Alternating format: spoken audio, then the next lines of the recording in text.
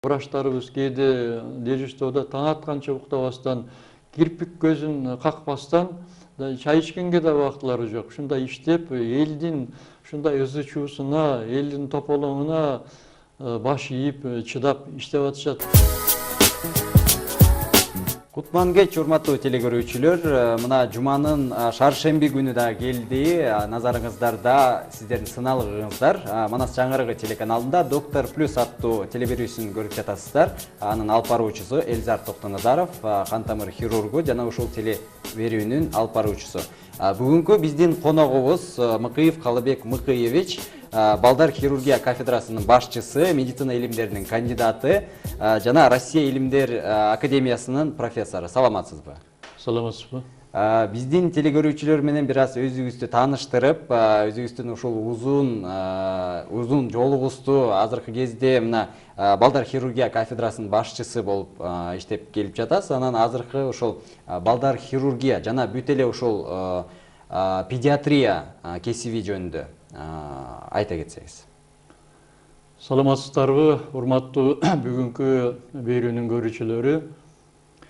Мен балдар хирургу болуп калышымдын себеби, негизи балдар врач болуп калышымдын себеби, бала кезимден бизде айылда ал убакта медициналык жардам көргөзгөн адистер жок эле, болгон эле фельдшерлер болот эле, ушу бир айылга бир.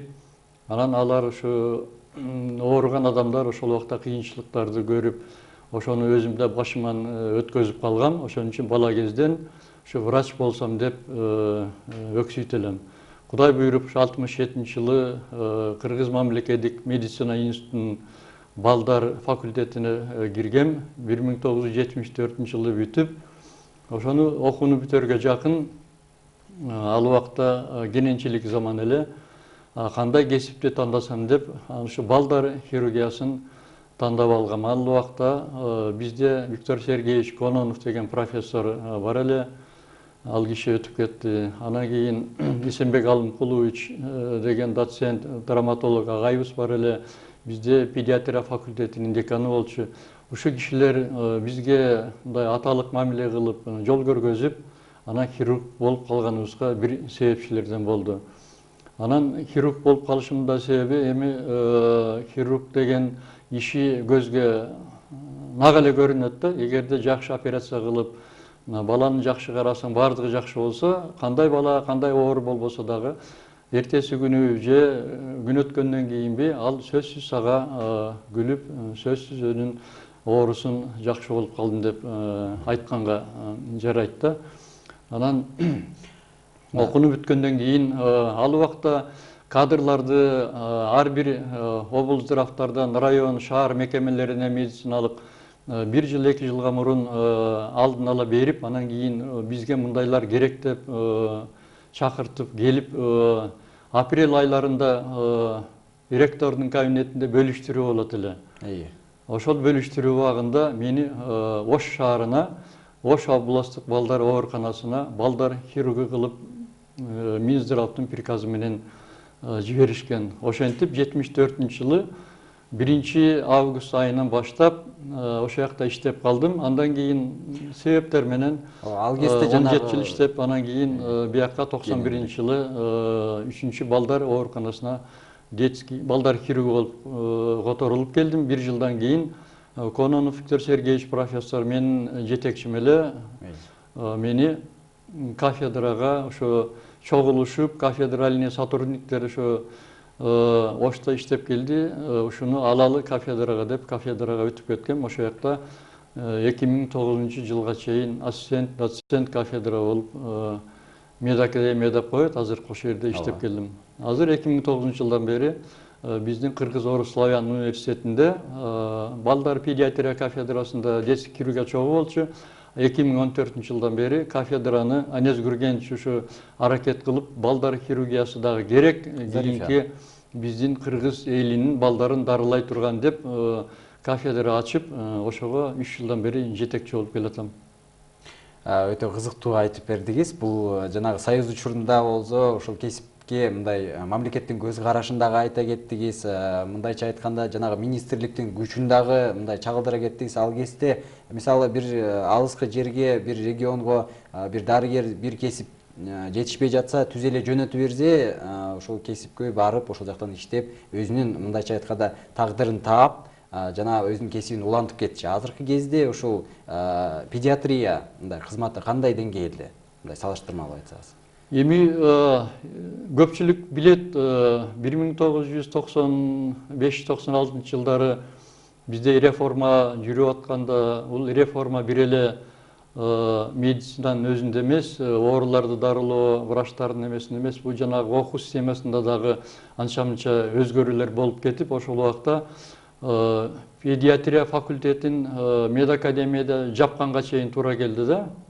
Жок болуп кетти. Педиатрлар кереги жок деппи? Кереги жок педиатр деп. Бул абдан туура эмес политика болуп калган да. Эми мени кандай дешсе ошондой деп айтышсын. Бул эми биздин ал убакта күчүбүз жеткен эмес. Бул суроону айта турган болсок, биздин кыргыз жеринде, кыргыз өлкөсүндө өзгөчө ош тарапта 50%ке чейин, 60%га чейин элдин санын балдар түзөт да. Анан эгерде балдарды дарылоочу атайын педфакты бүткөн өзгөчөлүктөрүн билбеген врачтар анан кантип ошол семейный врач болуп ошо баланы дарылайт. Анан кийин ошол 96-95 жылдары 2 жыл болбой калды, бирок ошол убакта ушу Анез Гургенич Зарифян Славянск университетинде балдар факультетин ачып, ошондон кайра башталды балдар факультети, балдар врачын даярдоо. Андан кийин кайра медакадемияда кайра көтөрүлүп, азыр Кудай буйруса жакшы кабыл алуу жакшы эле жүрүп атат. Азыркы кезде мына жалгыз эле бир университетте эмес, бир 2-3 университетте педиатриялык факультеттер бар. Жана андан башка жана кайра улантуу системасы бар го, факультет усовершенствования врачей деп коет. Анда дагы мисалы бир кесиптин ээси педиатриялык кесипке ээ боло алабы азыр? Эми биз медакадемия менен Славянскийде гана 2 педиатрический факультет бар азырынча. Анан калган медицина тармагында жогорку окуу жайлары ачылып аткан жерлерде аларды мен калп айта албайм, ачыгын айтайын, аларда кандай системада даярдалып атат. Биздики Кыргызстанда жогорку билимдүү врачтарды даярдоо бул орусча айтканда разнобой, ар тарапта болуп кетти да. Анткени биздин эле окуу программасы менен медакадемиянын окуу программасы жана врачтарды даярдоо 6 жылдын ичинде бир өзгөчөлүктүү бар болуп калды да, башкача болуп кетти. Айырмасы бар болуп калды. Анткени биздики жарымынан көбү российский программа менен даярдап атабыз. ФГОС 3+ деп коет. Эмки жылдан баштап ошо ФГОС 3+ дагы бир плюсу кошулуп атат. Эми бул башка система. Бул студенттерди специалист деп коет, лечебное дело, анан кийин жанагы врач общий практиканы, анан кийин балдар врачын, анан стоматология 3 тарапта бизде даярдап атат да, Славянскийде.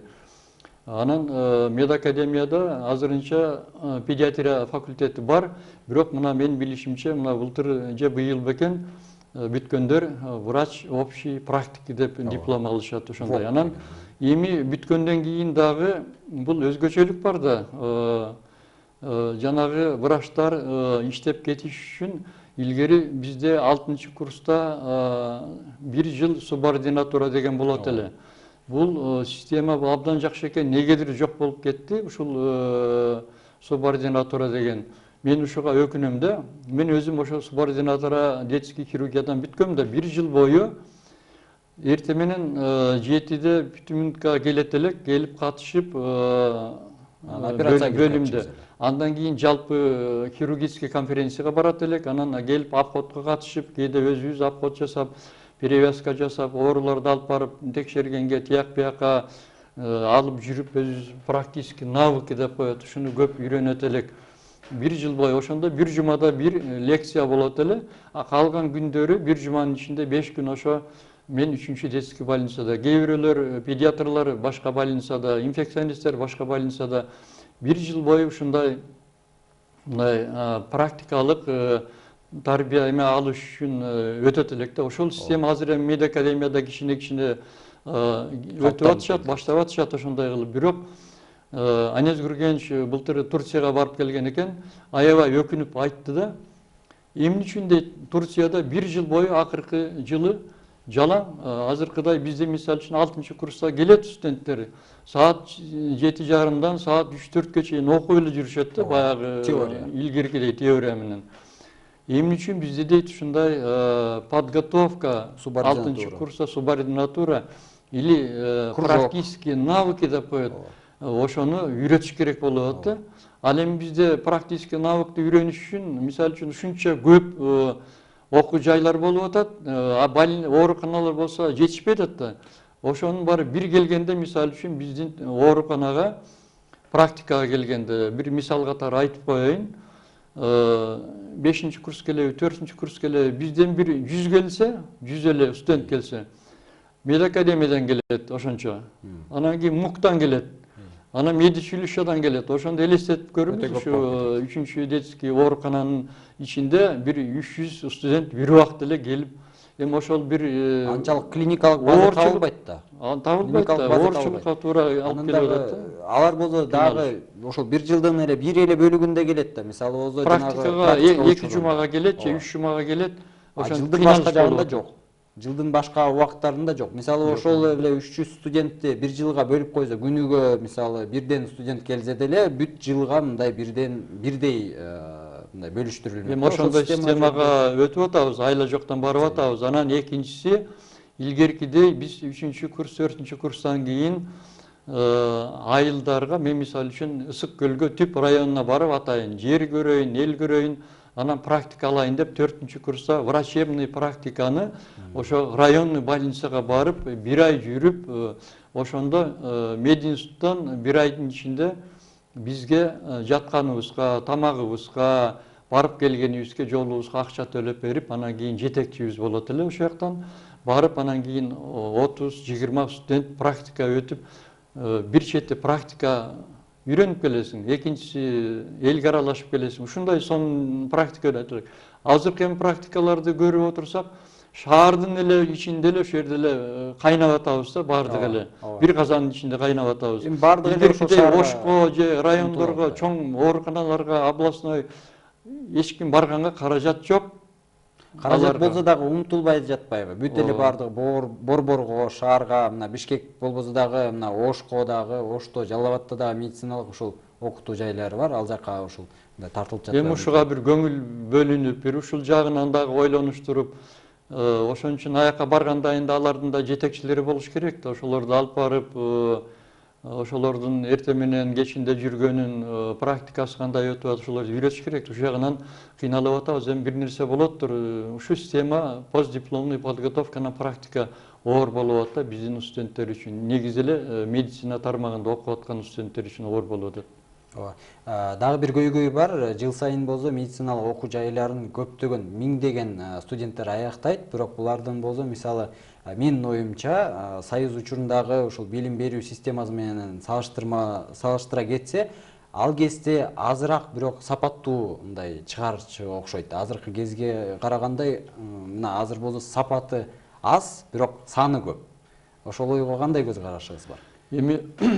Эми азыр биз заманга жараша эчтеке деп айта албайм, анткени азыр жана свобода, демократия болуп калбадыбы, каалагандай институттар ачылып атат. Мен дагы угуп атам, дагы бир эки жерде частный медицинский факультеттер, университеттерде ачылат экен деп. Эми көбөйө берсин, бирок негизгиси жанагы силер айткандай сапаты болуш керек да. Сапат деген эмне? Бул биринчиден жанагы ошолорду окутуп, мисалы үчүн клиникага келген студенттерди бизге боорум ооруйт да. Окуу комнатасы, бөлмөсү жетишпегенден ошолор же тамак ичкен жерде отуруп окушат. Эми ал жерде бул шарт эмес да, окута турган. Же болбосо веранда бир жерден эптеп таап орун окутушат. Анткени жанакы окуу бөлмөлөрү жетишпейт да. Анан окутканда дагы ошол теманы сапаттуу айтып берип, студентке мындай жеткире турган кылып түшүндүрүп, ошондо бир сааттын ичинде, жарым сааттын ичинде бир жетиштүү кылып түшүндүрө турган кылып айтыш керек. Анан кээде карасаң жармы эшикте турат, тиги бөлмөгө батпай. Жармы чөгөлөп отурат, эми ичиң атышат да, айла жок окуу болуп атат да. Анткени набор жанагы алып атканда, биринчи курска алып атканда чексиз көп болуп калып атат да. Ал жөнүндө айтылып деле аткандыр, билип деле жаткандыр жогору жакта, бирок эч кандай өзгөрүү болбой атат да.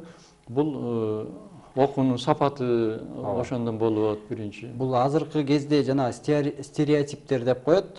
Бул көпчүлүк ошол массанын, көп калктын мындай аң сезиминдеги болгон мындай эски мындай ойлор. Мисалы болсо, азыркы кезде көп мындай байкап эле жүрөм да, медициналык окуу жайга мындай атайын ата энесинин ою менен мындай түрткү болуп анан кийин ошого тапшырат да, анан кийин бирок ошол окуу жайды бүткөндөн кийин баардыгы эле ушул медик болуп, врач болуп, мындай иштегенге көбүнө эле мындай муктаж болуп, мындай натыйжасы болбойт да. Анан кийин мен ойлойм, бул ошол эле стереотип мындай зыян келтирип жатат го биздин ушул азыркы абалга. Эми туура айтасыз, ата энелеринин мындай зордуктап эме кылгандар да бар. Мына менин деле балдарым эч кимиси медицинага зордогон жокмун, үндөгөн да жокмун. Анткени медицина акыбалын билем. Бул медицинага келе турган келечектеги окуй тургандар, менин оюмча, мына менин 44 жылдык тажрыйбам боюнча, бул чыныгы накта врач болуш үчүн жана призвание деп коет го, ичиңден ошо каяка бир өзүң берилишиң керек да. Анан жанагынтип зордоп окутуп койгон менен биз көбүн билебиз, окуп койгон бүткөндөр бүткөндөн кийин дипломун таштап, анан өзүнүн көңүлүнө жаккан сонун жумуштарды таап кетип атышат. Бул бир чети убактысы өтүп кетти. Экинчиден андан врач болуп иштесе дагы кандай врач болот, аны ким билет, айтыш кыйын да. Анан эми азыр бизде бир начар система болуп атпайбы? Өзгөчө ушуну бизде дагы көп айтылат да. Окууда абитуриенттерди кабыл алып атканда жана баалинг система деп койбодубу? Ооба. Анан врач болом деп ушундай умтулган балдар, кыздар бар да, аракет кылгандар бар. Ал ошо байкуш балдар, кыздардын баалы жанагы химия, биология деп атпайбызбы, ошондон жанагы чек деген бар, граница балл ошо жетпей калып, проходной балл дегендер. Анан көбү өзүнүн каалоосу жоктор өтүп кетип, балл менен эптеп окууга өтүш керек болуп атат да. Ушундайлар калып калып атат. Анан эми бизде жаман эмес. Бизде Кыргызстанда медициналык кадрлар илгери эле Союз убагында биздин медицинский институт деп койчу, ошол биздин мединститут бул Киев менен Харьковдон келген, базасы ошол жактан келген эң жакшы кадрлар, ошонун негизи калган, ошолордун тарбиясы калган. Анча мынча эми дагы бар ошолордон.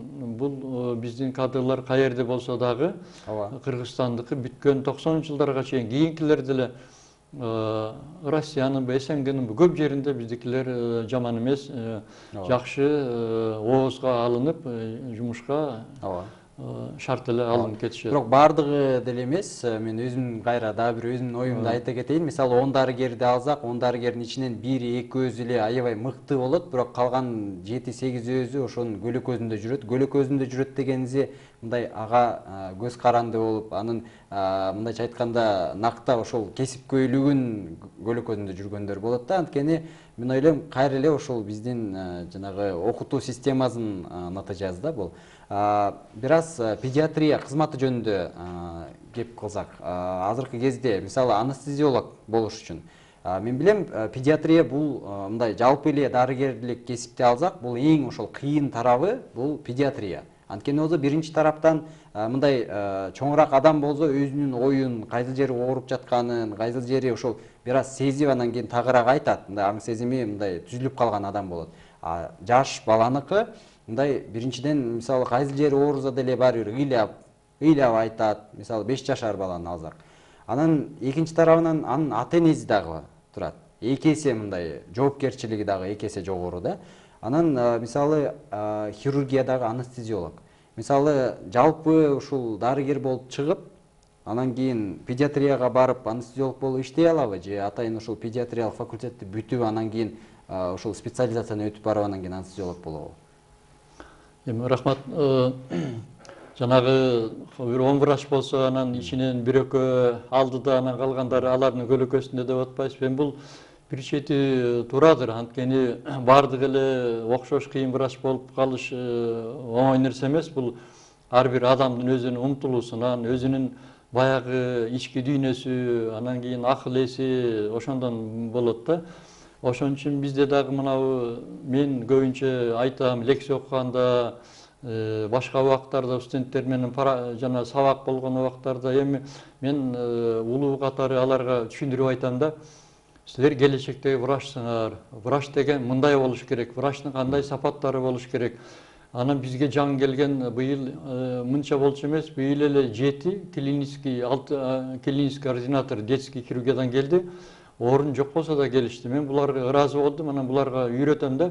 Керек болсо ошол жерде 3-чү балдар ооруканасында керек болсо ошол жерге подвалдан комната кылып алып жатып иштегиле, үйрөнгүлө.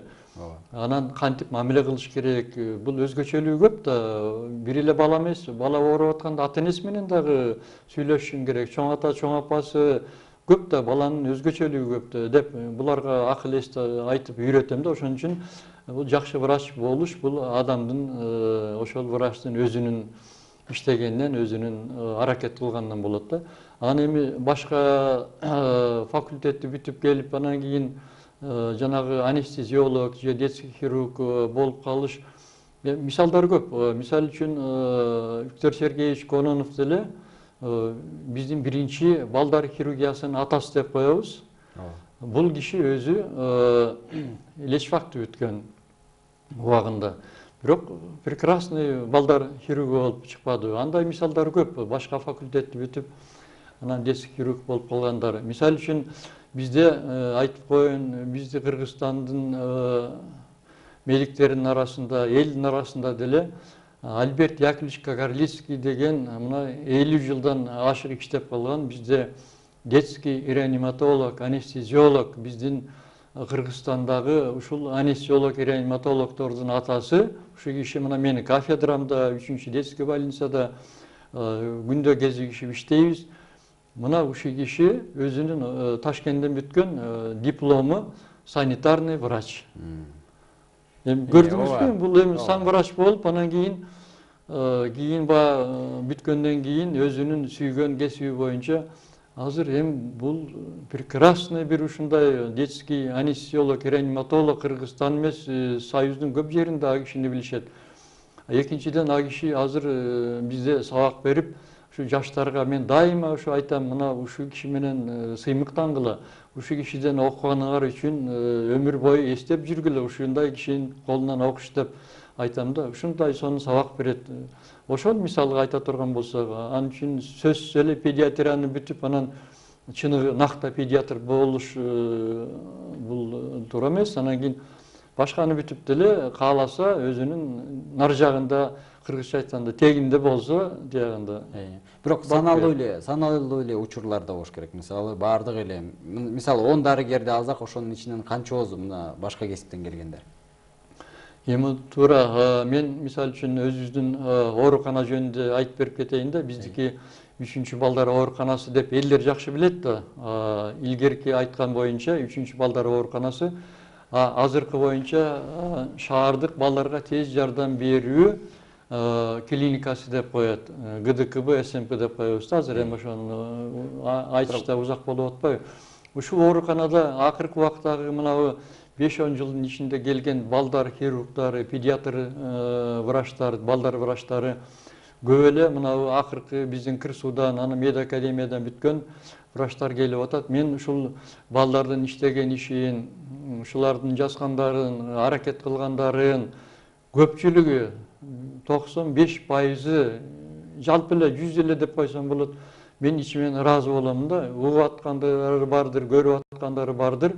Эми көрбөсө да, укпаса дагы мен бир айтып коюшум керек да, ушу балдарга мен ичимен ыраазы болуп. Анан бир жери өкүнөм, ушу балдар эми бир эле практический баягы тажрыйба албастан, ушулар бир дүйнөгө белине турган, СНГ билине турган, бир илимий иштерге аралаша турган хирургдар болсо деп өзүм ичимен максат кылам да.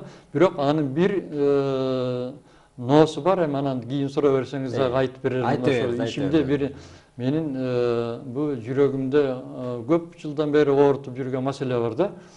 Анткени биздин өзгөчө балдар хирургиясында башка өлкөлөргө мен эми алыс кетпейин, алыс жактагы өлкөлөрдө биздин СНГ өлкөсүндө жакын эле арабызда турган мына жегибизде Казакстан, Өзбекстан, Тажикстан өлкөлөрүндө салыштырганда биз балдар хирургиясы илгерки эле традиционный метод лечения менен калып калдык да. Жаңы Анткени бизде эми мир меняется каждую секунду деп коет да. Өзгөрүп атат ар бир көз ирмем сайын дүйнө жүзү өзгөрүп атат, туурабы? Эми биз өзгөрүш керек. Бир менин өкүнгөнүм бул биздин азыркы жаңы суроо талап, бул жаңы новейший технология деп коет. Лапароскопический, эндоскопический метод, жана оперативный лечение, лапароскоп, эндоскоп. Бул хирургия тарабынан. Бул хирургия тарабынан. Анткени мунун эми бул бир эле аппаратурага умтулуу эмес. Бул ошол аппаратура менен колдонгондо ошо балдар ошондон кийин жанагы осложнение деп коет, кабылданбай, канабай, эми көп жакшы жактары бар да. 2-3 күн ичинде жакшы болуп, анан кичинекей эле мындай кесилген жаралар болот, точкадай. Ошо менен жасап, анан азыркыдай ачып алып, анан кыйналып, канатып эме жок да. Ушуга өтсөк, мен ушу эме кылам, аракет кылып атабыз. Эми муну өткөрүш үчүн биздин мамлекетибиз эң экономически күчтүү болуш керек эми мен эмем боюнча. Анан эми экинчиден азыркы бизде мына депутат болобуз деп жүргөндөр бар. Анан кийин ушу угуп отургандар болсо, колунда бар, миллионер биз деп мактагандар бар, миллиардерлер бар, көргөзүп атышат телевизордон баягы күнү. Эми ушу бир сураныч, мен деле айтам, көбүнө кайрылам. Ушулар бир кичине ушу бизге лапароскоп, эндоскоп, ушу аппаратуралардан жардам берсе, мына биздин келечектеги өсүп келаткан жакшы жаш балдар хирургтарына негизи эле биздин медицинага жакшы бул абдан жардам болот эле да. Ошого жетпесек, мисалы үчүн Өзбекстандын областной ооруканаларында, Бухара, Самарканд шаарларында бизге караганда 15-20 жыл алдыга өсүп, технологиясы эме болуп кетти. Мен ушу көйгөйүм ушулду айтып коеюн деген. Көйгөйлөр көп, мындай карап көрсө. Бул болсо жалпы сиз хирургия тарабынан айта кеттиңиз, балдар хирургия тарабынан. Мына азыркы кезде болсо жана саламаттык сактоо министрлиги немеси бар го, зданиясы бар го, ошонун артында болсо жаңы перинаталдык борбор курулуп жатат. Ошол Германиянын акчасына 10,5 миллион евро ошончо мындай каражат сарпталып, анан мына жаңы куруп жатат. Сиз айта кеттиңиз, жана лапароскопиялык бул жаңы ушул заманбап технологиялар.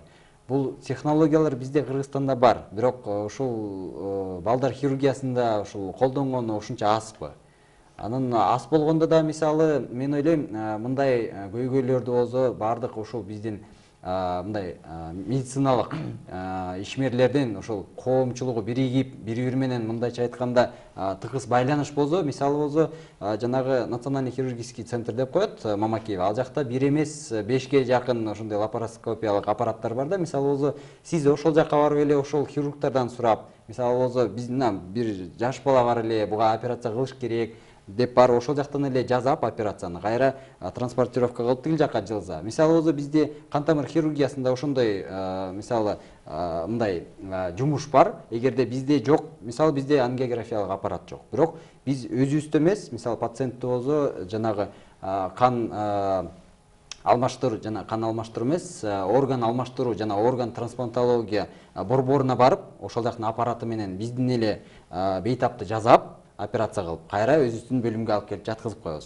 Мисалы болсо, ошондой эле мисалы жумуштарды мындай көбүрөөк аткарса, мен ойлойм биздин бейтаптарга жакшы болот. Албетте эле бүт эле ушул убакытта бүт эле ушул көйгөйлөрдү жалаң эле финансалык, жалаң эле ушул каражат жетишпегендикке мындай такап койгондо туура эмес го деп ойлойм. Жана ушул жакшы бизге, биздин калкка иштеп бере тургандагы биздин элдик мындай өкүлдөр бар го деп. Кутман кечиңиздер менен, урматтуу телекөрүүчүлөр, сиздер Манас жаңырыгы телеканалын көрүп жатасыздар. Доктор Плюс аттуу телеберүүсү жана анын алып баруучусу Эльзар Токтоназаров. Бүгүнкү биздин коногубуз Мыкыев Калыбек Мыкыевич, балдар хирургия кафедрасынын башчысы, медицина илимдеринин кандидаты жана Россия илимдер академиясынын профессору. Биз жанагы көйгөйлөр жөнүндө кеп кылып келдик эле. Ушул мен билем да Борбордо, ушул биздин Бишкекте номер 3 балдар ооруканасы деген ат бар да. Бул эмнеден калып калган? Мисалы азыркы кезде жана узун атты айта кетпедизби? Өзүбүз деле мындай жаттаганга да кыйын экен. Эмне үчүн ошол номер 3 балдар ооруканасы болуп аталып калган? Эми бул Союз убагында бизде Бишкек шаары бул ушул жерде биринчи балдар ооруканасы ушул жактан башталган да. Ошондо биз көрүп калдык, биринчи, экинчи, үчүнчү деп 3 балдар ооруканасы бар эле.